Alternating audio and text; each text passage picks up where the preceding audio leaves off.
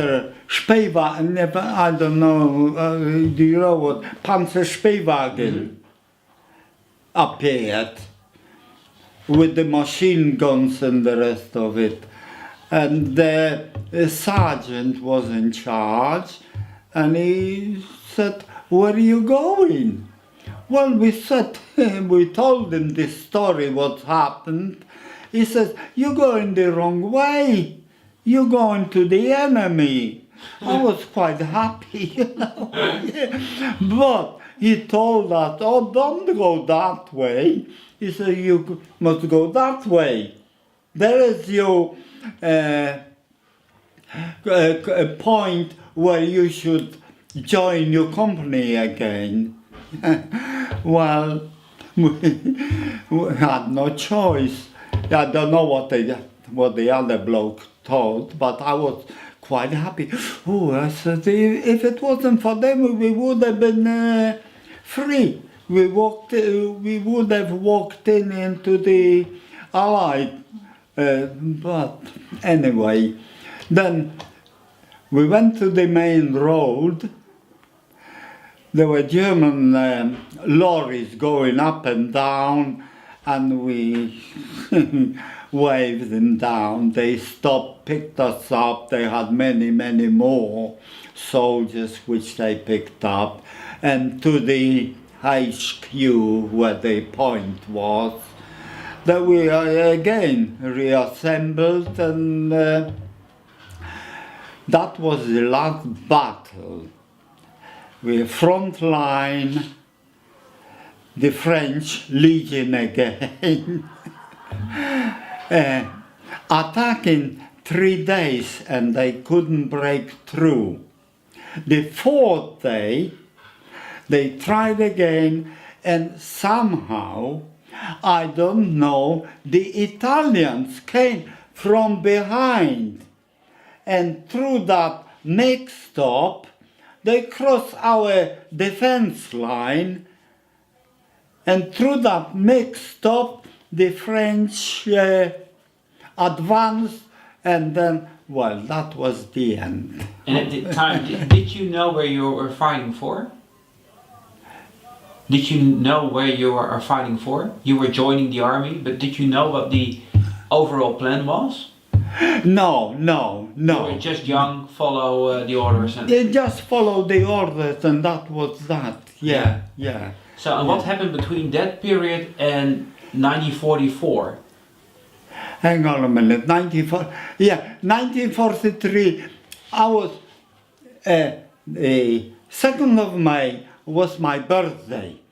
I received a present from the commandant, company commandant. Yeah. Cigarettes, chocolate, nuts, and Wine. no wine. No, how can I say? I was a grenadier then, and got a promotion to Obergrenadier. Yes. Yeah. And you ended up as a paratrooper?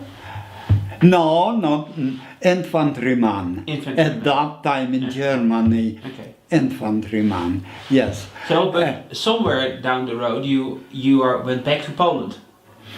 Then, yeah, we were 5th of May. We've been taken, not myself, the whole battalion, the whole front line was taken as prisoners. Okay. Yeah. By whom? By the French, by the Legion. Okay. Yeah. And 13th of May, everything collapsed.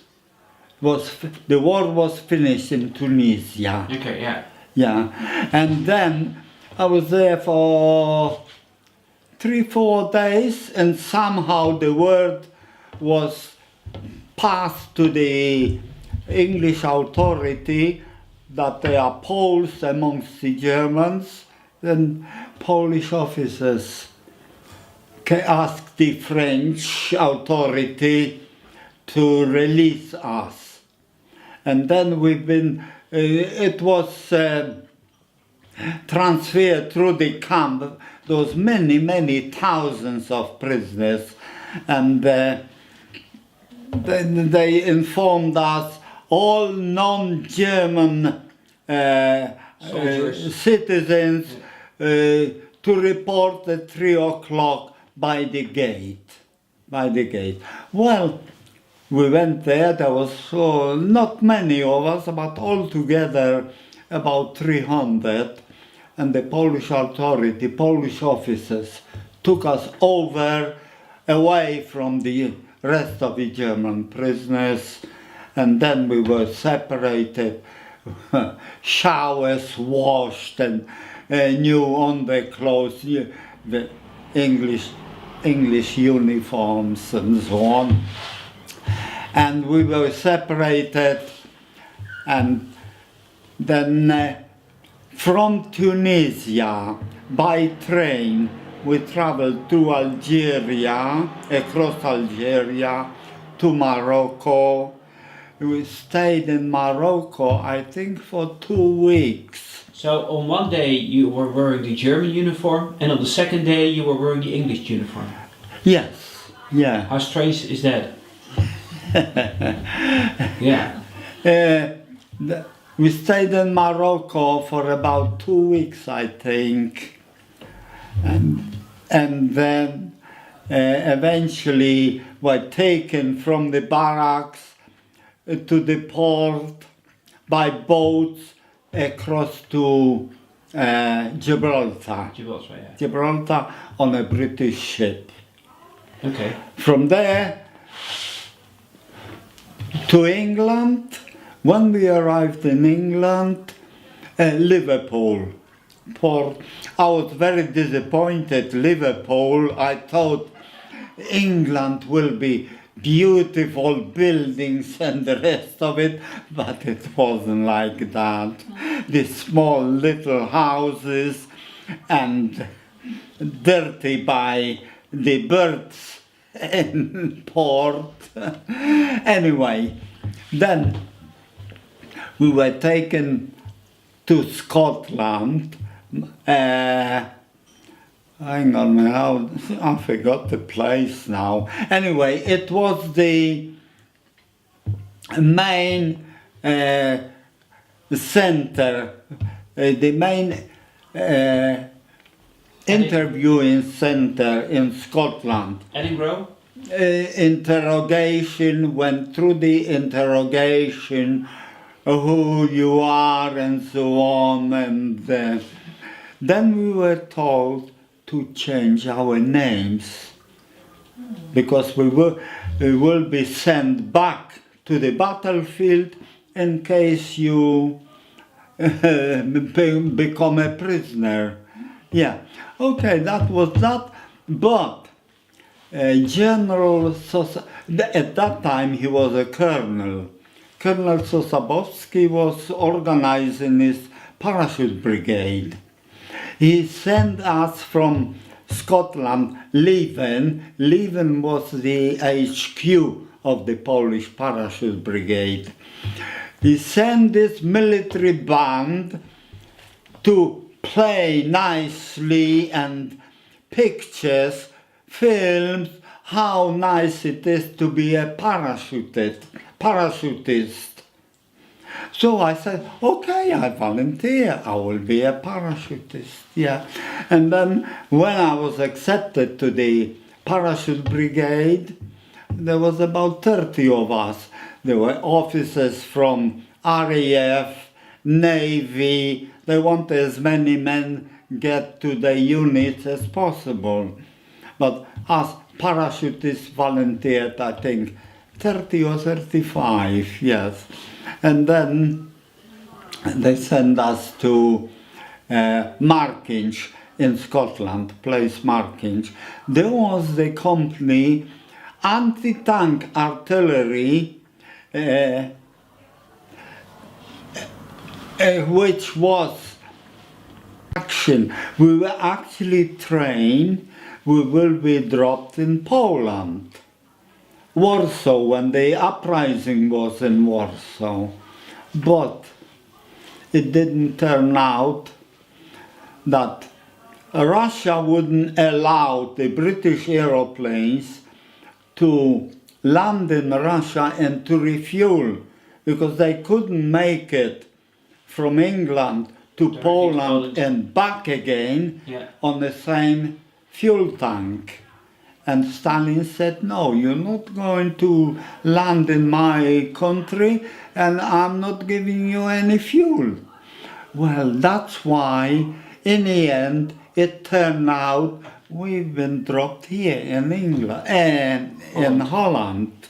Yeah. Yeah. Can you tell me more about that drop in England, of in Holland? Yeah, the exact spot I can't tell you, but on this other side of the river.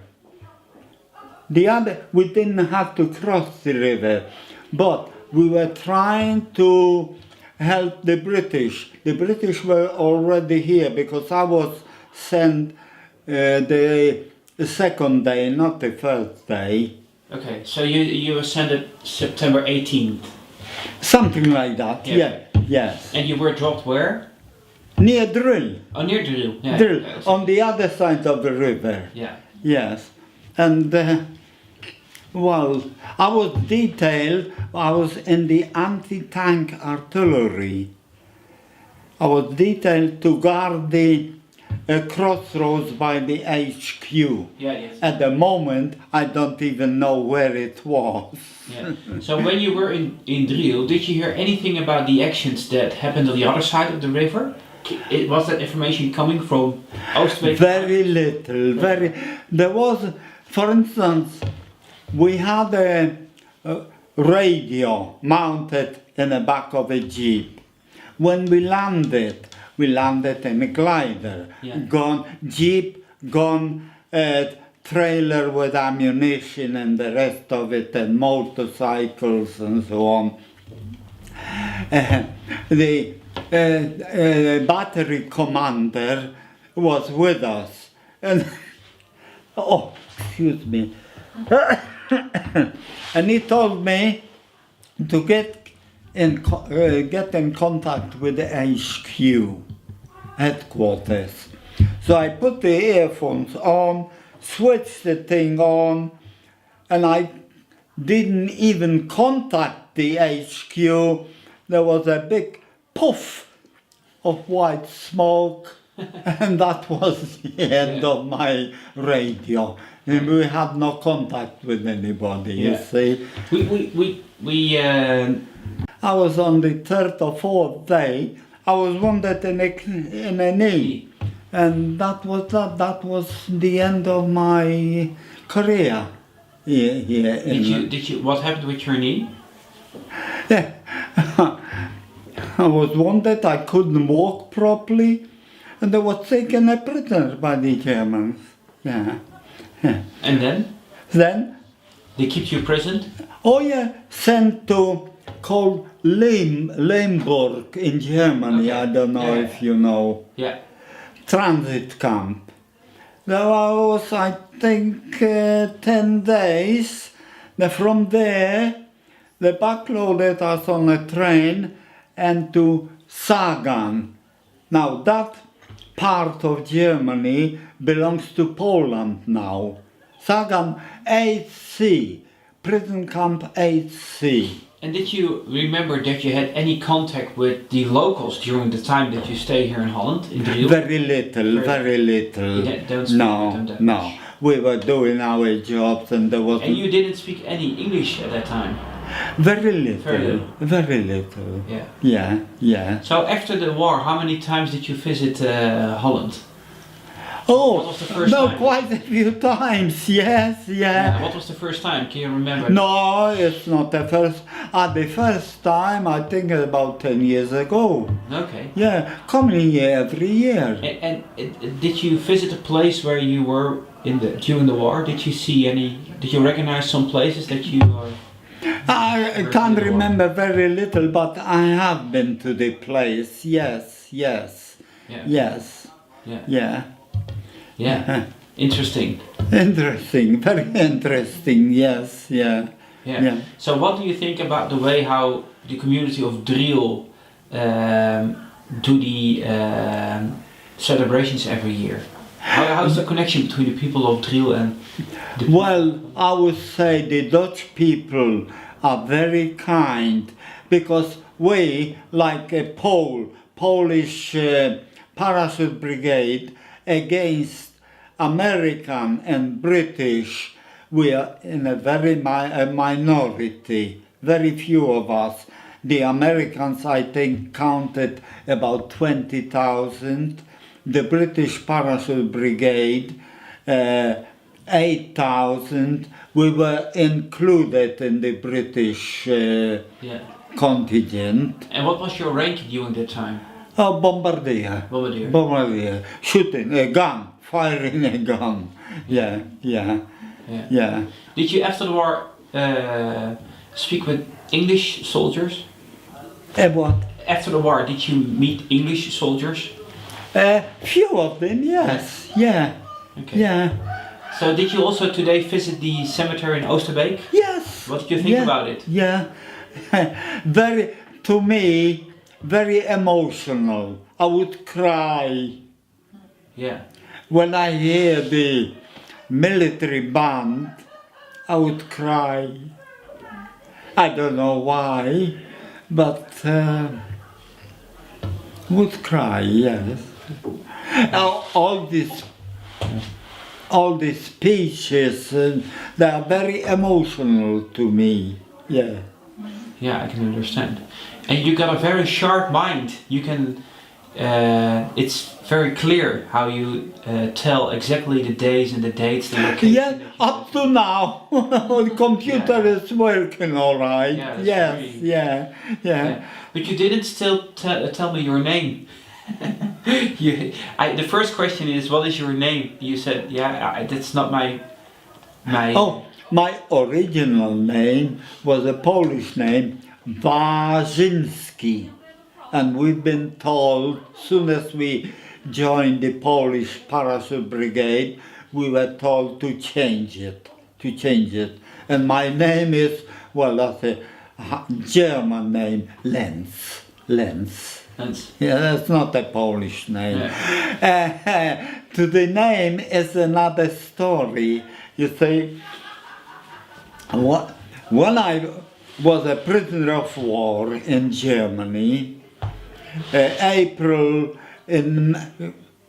when the war ended, April the 25th. mm-hmm. Yes, I was still in Germany in prison camp.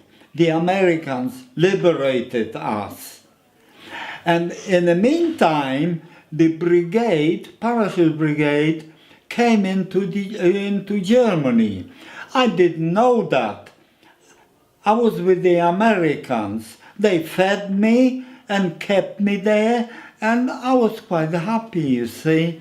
Yeah. And eventually, when I got back to England, to Scotland, then I was told, I did ask, then they told me, yeah, the brigade is in Germany. I said, well, I'm sorry, I didn't know that. Then, Yeah. and I said, okay, I would like to go back to join my unit. Then the officer, captain, told me, oh no, you can't go back. All the prisoners coming from Germany, they must stay in UK for at least 6 months.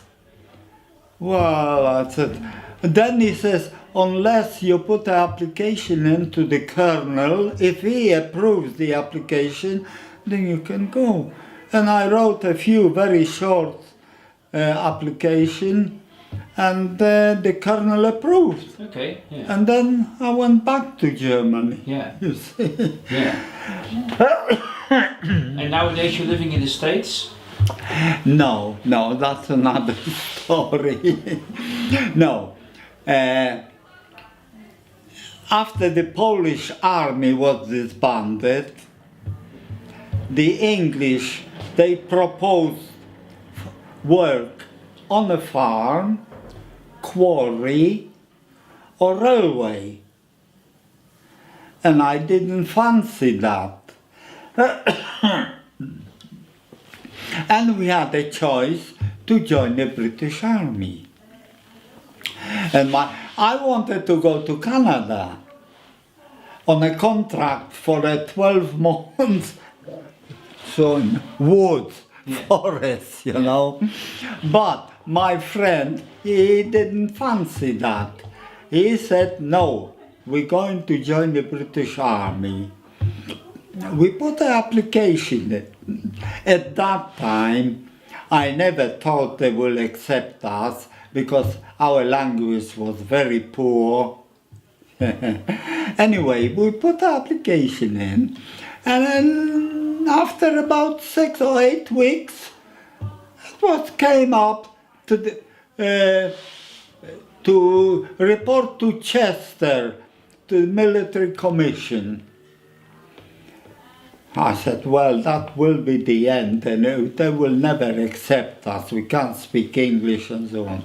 There was a colonel, brigadier, and all the rest officers. They asked few questions. I could answer the questions, and in the end, the captain says, we will let you know in a few weeks' time.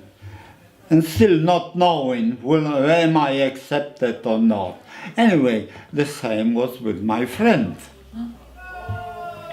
And after about not even 2 months, the call-up papers came to we've been accepted and report to Aldershot barracks.